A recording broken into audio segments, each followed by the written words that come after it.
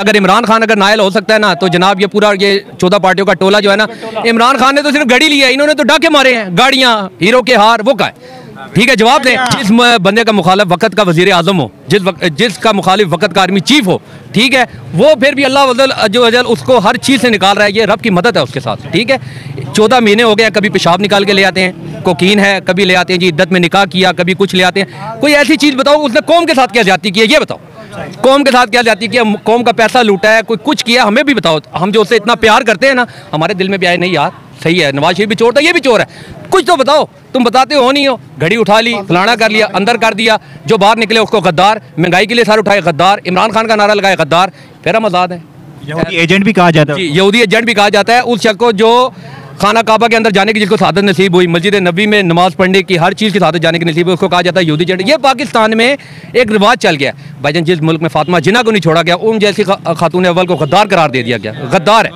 ठीक है, इस मुल्क में ईमानदार लीडर को सर हम ये कौम डिफेंड ही नहीं करते। महंगाई मुकाओ मार्च का क्या मतलब होता है?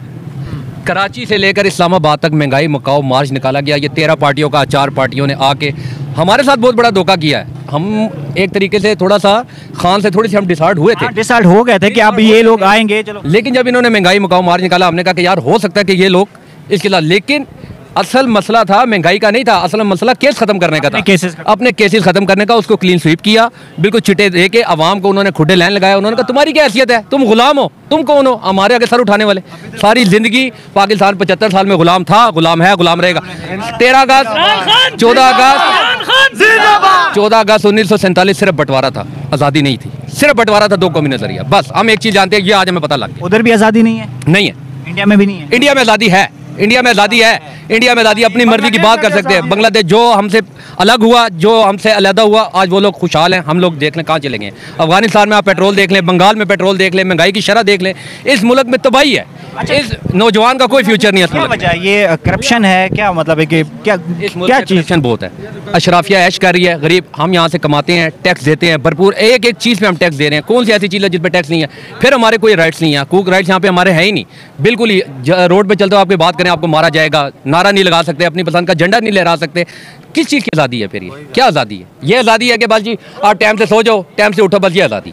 और इस मुल्क में कोई आज़ादी नहीं बस। इमरान खान को भी नाअहल कर दिया, जेल कर दी है, कोई फैसला तो इस फैसले की अगर इमरान खान अगर नायल हो सकता है ना, तो जनाब ये पूरा ये 14 पार्टियों का टोला जो है ना, इमरान खान ने तो सिर्फ गाड़ी लिया है, इन्होंने तो डाके मारे हैं, गाड़ियां, हीरो के हार, वो का है। ठीक है, जवाब दें। इमरान खान ने सिर्फ गाड़ी ली, 14 महीने हो गए। जिस बंदे का मुखालिफ वक्त का वजीर आजम हो, जिसका मुखालिफ वक्त का आर्मी चीफ हो, ठीक है, वो फिर भी अल्लाह जो अजल उसको हर चीज़ से निकाल रहा है, ये रब की मदद है उसके साथ। ठीक है, 14 महीने हो गए, कभी पेशाब निकाल के ले आते हैं, कोकीन है, कभी ले आते हैं जी इद्दत में निकाह किया, कभी कुछ ले आते हैं। कोई ऐसी चीज़ बताओ उसने कौम के साथ क्या ज्यादती की है, ये बताओ।